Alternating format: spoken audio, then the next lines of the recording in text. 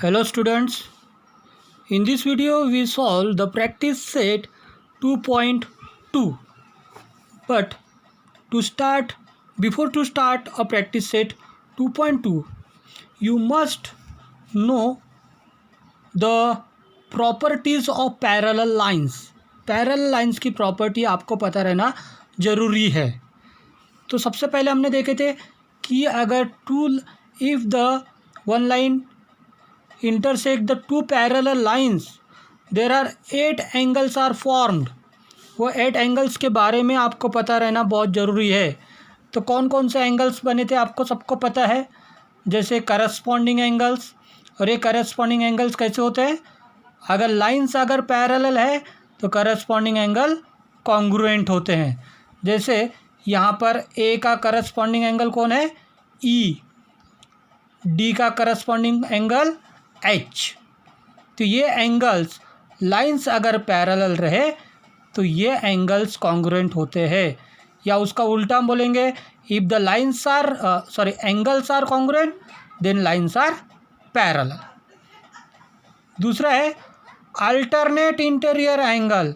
Alternate interior angle यानी ये इस अंदर के ट्रांसवर्सल को क्रॉस करने वाले angles, that is angle C and angle E, these are called the alternate angles. और ये एंगल्स भी लाइंस अगर पैरेलल रहे तो कॉन्ग्रुएंट होते हैं। वैसे ही एक्सटीरियर अल्टरनेट एंगल, ये कहलाते हैं exterior alternate angle, D and F, these are also congruent. और ए का कौन सा हो जाएगा अल्टरनेट एंगल, ए का अल्टरनेट एंगल हो जाता है जी। अंडरस्टैंड। और बारी आती है अब इंटीरियर एंगल्स। इंटीरियर एंगल यानी कौन से, एंगल बी का इंटीरियर एंगल ई। और ये जो इंटीरियर एंगल्स होते हैं दे आर सप्लीमेंट्री। ये एंगल्स सप्लीमेंट्री होते हैं, यानी इन दोनों का एडिशन 180 होता है। means angle C plus angle H equal to 180, then lines are parallel. If lines are parallel then C plus H equal to 180. Understand। तो ये सारे रूल्स मैंने आपको अभी आज रिपीट कर दिया है। इसी रूल पे अभी हमारी आगे की एक्सरसाइज रहेंगी। अंडरस्टैंड।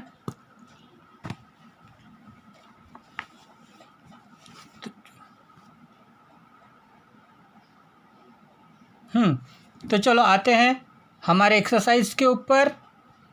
y यहाँ पर देखो दिया हुआ है y equal to 108 and x is equal to 71। ये 71 है और ये 108 है। तो are the lines m and n are parallel, m और n पैरेलल है या नहीं है ये हमें शो करना है। तो अभी मैंने आपको रूल बताया, ये तो इंटीरियर एंगल है। अगर इंटीरियर एंगल अगर सप्लीमेंट्री अगर होंगे, उनका एडिशन अगर 180 होगा तो हम बोलेंगे m और n पैरेलल है, अदरवाइज हम बोलेंगे हम पैरेलल नहीं है। तो चेक करते हैं, angle x plus angle y is equal to कितना हो रहा है, angle x is 71 plus angle y is 108, that is इसका एडिशन आ रहा है 179। अब देखो एडिशन कितना आ रहा है 179, 180 नहीं है।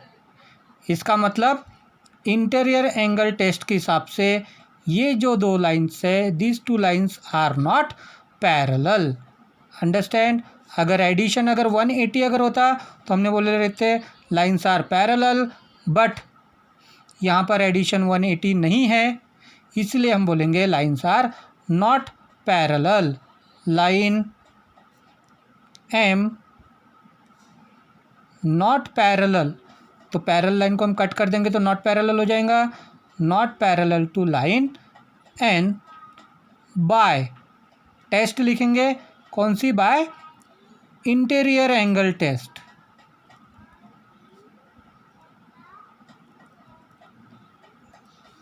ठीक है, तो इसी तरह से आपका आंसर्स लिखने हैं। पहली बार में वीडियो ना समझे तो इसको बार से फिर से रिपीट देखो, और जैसे मैंने आंसर लिख के दिया वैसे ही आपका कॉपी में आंसर लिखना है। वैसे ही आप सेकंड क्वेश्चन में आप अगर देखोगे, सेकंड क्वेश्चन में भी हमें वही करना है कि लाइंस आर पैरेलल और नॉट। तो लाइंस पैरेलल है या नहीं है, तो यहाँ पे हमें गिवन है angle A congruent to angle B, it is given. हमें गिवन है, मैंने क्वेश्चन पूरा लिखा नहीं यहाँ पे गिवन है angle A congruent to angle B, then prove that line L is parallel to M. ये तो एक लाइन का, सिंगल लाइन का प्रूफ है। आंसर सिंगल लाइन का प्रूफ इसलिए देखो यहाँ पर ए एंड बी आपको दिख ही रहे हैं, A and B these are the exterior alternate angle. और अगर एक्सटीरियर अल्टरनेट एंगल अगर कॉन्ग्रुएंट रहे तो then the lines are parallel. ये तो हमारे पास ऑलरेडी है ना। तो देयरफॉर हम डायरेक्ट यहाँ पे लिखेंगे एज, ठीक है, angle A congruent to angle B, and therefore यहाँ पे रीज़न को बहुत इम्पोर्टेंस है। अगर रीज़न नहीं लिखोगे तो मार्क्स नहीं मिलेंगे। हम देख, क्योंकि आंसर देखो वन लाइन के आंसर्स है। Line L parallel to line M, यहाँ पे रीज़न क्या है, बिकॉज एक्सटीरियर अल्टरनेट, क्योंकि अल्टरनेट दो तरह के होते हैं, एक इंटीरियर और एक्सटीरियर। ये बाहर के, इसलिए exterior alternate angle test.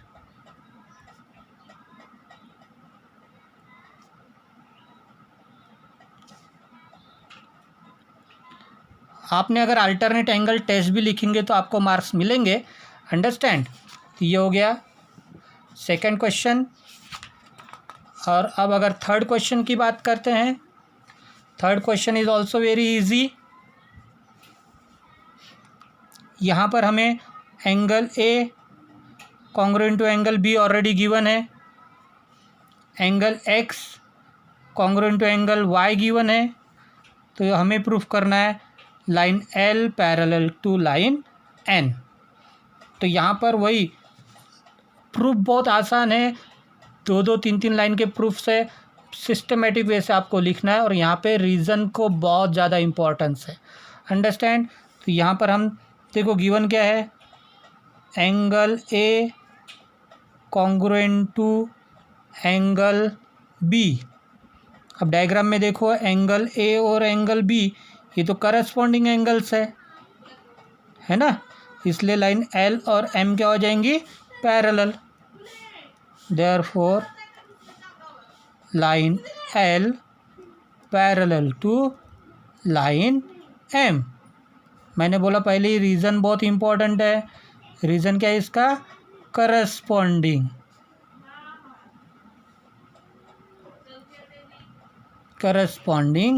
Angle test. ये हो गया हमारा एक फर्स्ट स्टेटमेंट। अब सेकंड का इस्तेमाल करेंगे। सेकंड में क्या गिवन है, एंगल एक्स। देखो सारी चीज़ें क्वेश्चन में गिवन है, हमें बहुत कम राइटिंग वर्क करना है। एंगल वाई एंड देयरफॉर, चलो डायग्राम में देखो एक्स और वाई, अरे ये तो अल्टरनेट एंगल है, ये भी कॉन्ग्रुएंट है, तो एम और एन पैरेलल हो जाएंगी। Therefore line M parallel to line N. Reason क्या लिखेंगे, बिकॉज ये कौन सा एंगल से, alternate angle, because alternate angle test.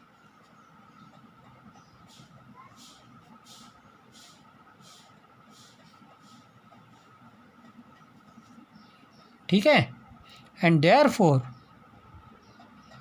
ये हो गया हमारा स्टेटमेंट नंबर 2।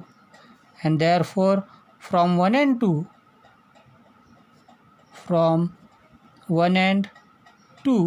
1 और 2 को कंपेयर करेंगे। देखो line L parallel to M है और line M parallel to N है, तो इसका मतलब क्या हो जाएगा, line L is parallel to N। Line